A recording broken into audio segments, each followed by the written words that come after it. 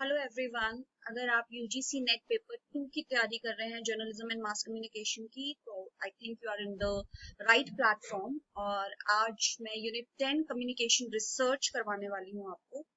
And this is basically इसका सबसे एक इम्पॉर्टेंट टॉपिक है जो कि है सैम्पल, वो आज हम डिस्कस करेंगे। तो लेट्स गेट स्टार्टेड। सबसे पहले अंडरस्टैंड करते हैं कि सैम्पल होता क्या है। सैम्पल अगर हम सिंपल वर्ड्स में बोले तो सैम्पल का मतलब क्या होता है? नमूना। ठीक है, नमूना डजंट मीन्स यहाँ पे कार्टून नमूना नहीं बोल रही, यहाँ पे सैंपल का मतलब होता है आपका सिंपली आप एक पॉपुलेशन है आपकी, एक टोटल पॉपुलेशन है। मान लीजिए आप रिसर्च फील्ड में जाते हैं तो आप रिसर्च करते हैं अफकोर्स, ठीक है।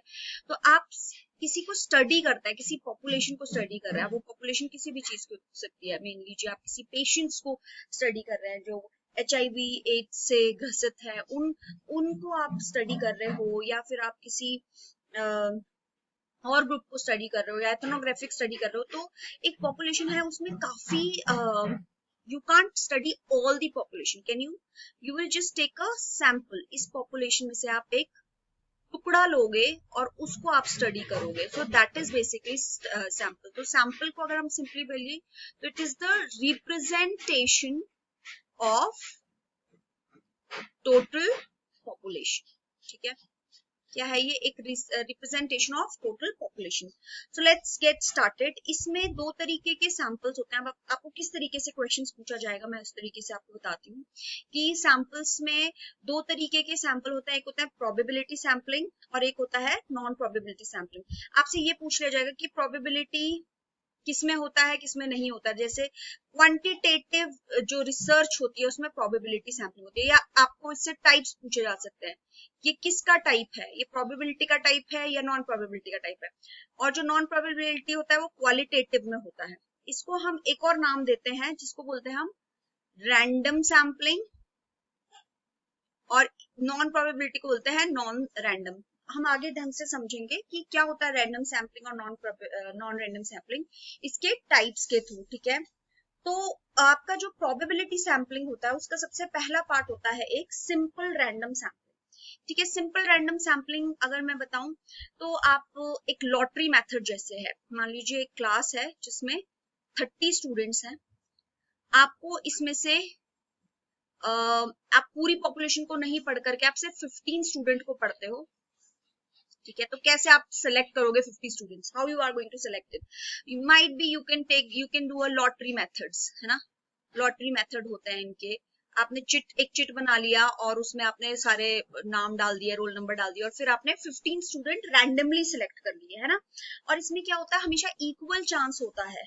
ठीक है, आप जो प्रोबेबिलिटी सैंपलिंग होता है और सिंपल रैंडम सैंपलिंग होता है उसमें हमेशा इक्वल चांस होता है सबका नाम आने का। ऐसा नहीं है कि इसमें चीटिंग हो जाएगी। इक्वल चांस हो सकता है आपका नाम भी आ जाए, हो सकता है नहीं आए। सो that is equal number of chance. ठीक है, नेक्स्ट जो प्रोबेबिलिटी सैंपलिंग का पार्ट है जो आप रिसर्च में यूज करते हो वो होता है क्लस्टर सैंपलिंग। ठीक है, अब क्लस्टर का अगर हम सिंपल मीनिंग समझे तो दैट इज कॉल्ड, क्लस्टर का मतलब क्या होता है?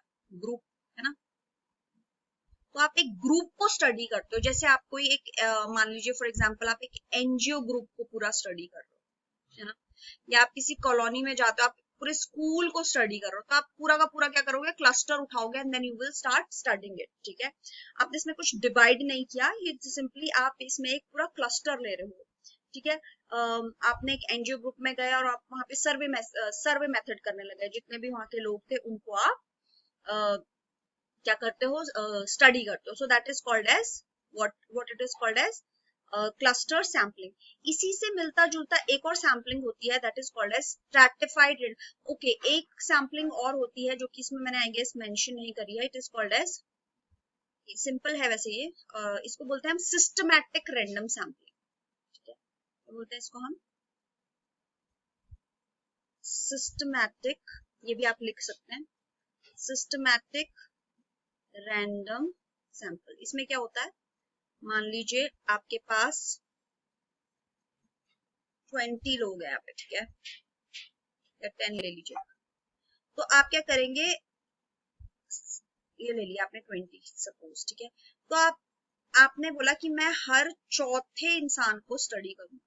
तो ये जब चौथा इंसान आएगा, आपने इसको स्टडी किया, फिर आपने 1 2 3 4, फिर यहाँ के 4 को स्टडी किया, फिर 1 2 3 4, फिर इस 4 को स्टडी किया, समझ रहे हैं? तो आप इस तरीके से सिस्टमैटिकली रैंडम सिलेक्ट करते हैं, ठीक है। So that is called as systematic random sampling. एक और प्रोबेबिलिटी सैम्पलिंग पढ़ रहे हैं हम, ये प्रोबेबिलिटी सैम्पलिंग के टाइप्स पढ़ रहे हैं। नेक्स्ट होता है आपका स्ट्रैटिफाइड रैंडम सैम्पलिंग, ठीक है। स्ट्रैटिफाइड रैंडम सैम्पलिंग क्या होता है? मेनली इसमें आप एक स्ट्राटा बनाते हैं, ठीक है। जैसे कि आपकी मोस्ट प्रोबेबली आप जैसे कि क्या करते हैं, आप डिवाइड करते हैं पॉपुलेशन को। मैं आपको एक पिक्चर दिखाती हूँ, then you will be more clear. आपने एक पूरा का पूरा उठा लिया ग्रुप, ठीक है।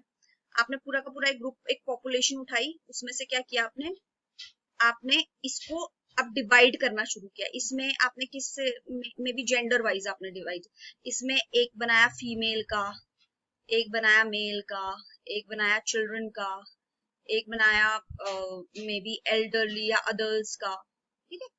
तो आपने क्या किया, इसमें एक स्ट्रैटा बना दिया, आपने एक स्पेसिफिक कैरेक्टरिस्टिक्स दे दिया और इसका ग्रुप में डिवाइड कर दिया। या फिर आप एट द सेम टाइम आप एज ग्रुप ले सकते हैं। एज आपने एक एज ग्रुप ले लिया, आपने 18 टू 30 की, एक आपने ले ली 30 टू 40 की, एक ले ली आपने 40 टू 50 की, और एक ले ली 50 टू 60 की, ठीक है।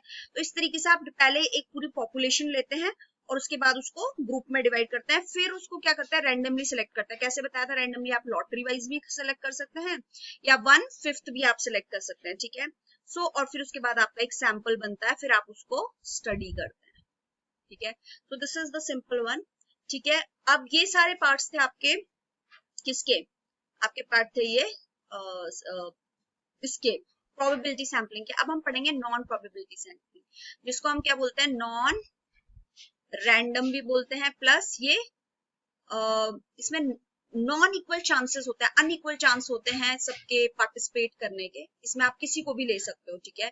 उसमें तो ऐसा था कि आपका सबके इक्वली चांस होते हैं आने के, ठीक है।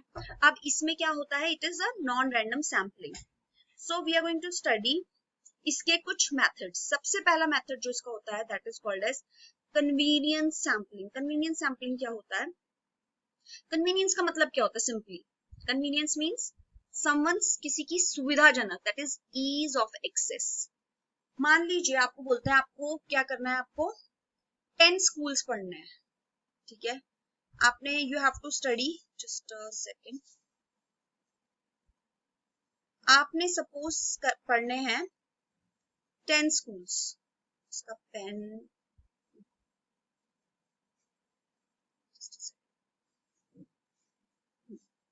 तो अब आप 10 स्कूल्स क्या करेंगे, आप अपने आसपास वाले स्कूल को स्टडी करने जाएंगे, नियर बाय स्कूल को, या जस्ट अपनी रिसर्च को और डिफिकल्ट करने के लिए आप कहेंगे नहीं, मैं तो जो डिस्टेंस में दूर दूर है वहां के 10 स्कूल्स को स्टडी करूंगी, नहीं।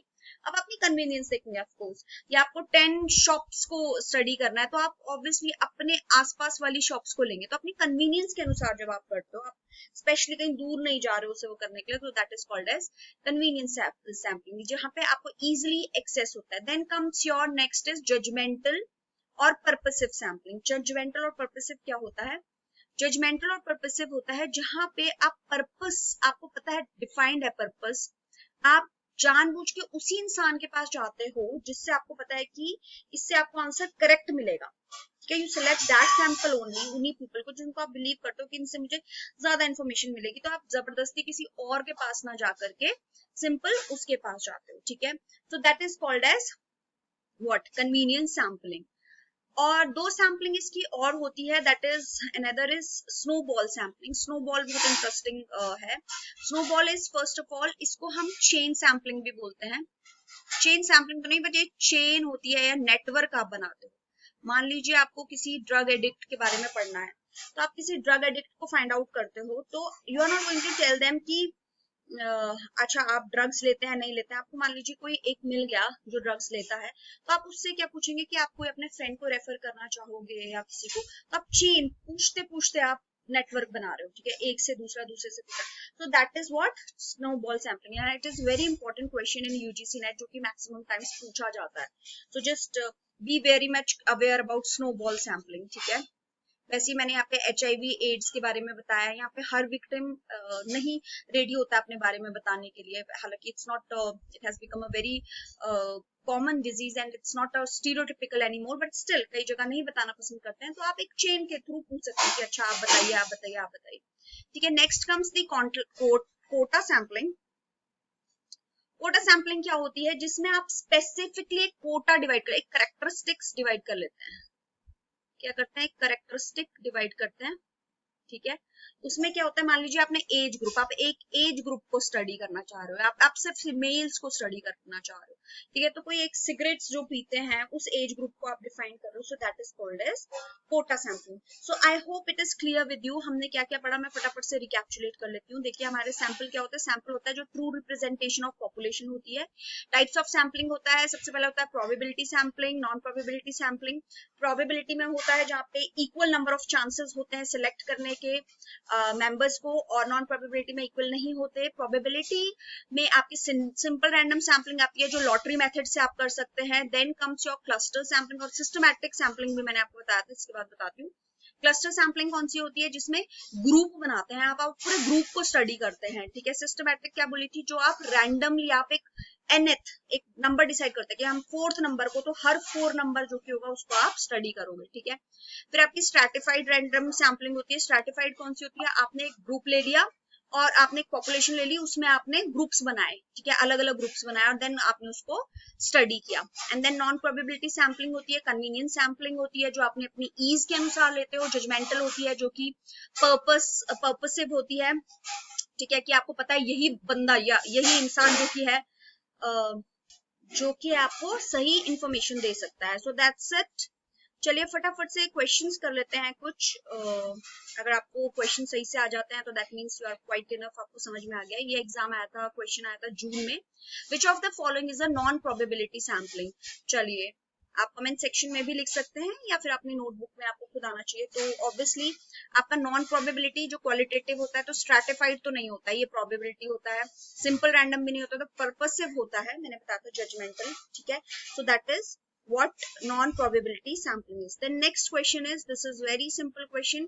In a sampling, the lottery method is used for किसके लिए, randomization के लिए होता है, conceptualization के लिए होता है, theorization के लिए होता है, interpretation के लिए होता है। Of course, randomization के लिए होता है। आप randomly select कर रहे हो ना लॉटरी, ताकि आप randomly select कर सको, और ये simple random sampling में यूज होता है। ठीक है, अच्छा लास्ट क्वेश्चन है इसमें आपका, प्रोबेबिलिटी सैम्पलिंग इम्प्लाइज, क्या क्या इम्प्लाइज करता है प्रोबेबिलिटी, बिल्कुल ऑपोजिट हो जाएगा। सिंपल रैंडम सैम्पलिंग किसका पार्ट है, प्रोबेबिलिटी का है, राइट, वी नो दैट। और बताइए सिस्टमैटिक भी है, sorry, systematic is also the part of random. Stratified भी है, तो all A, B and C are correct. So I hope that's all for today. आपको क्लियर हो गया होगा। मैं बहुत जल्दी एक और लेसन यूनिट 10 का ही लेकर के आऊंगी। आपका वेरिएबल है, वैलिडिटी है, तो ये सब लेसन मैं लेकर के बहुत जल्दी आऊंगी। Till then have a very nice day and all the best for your exams.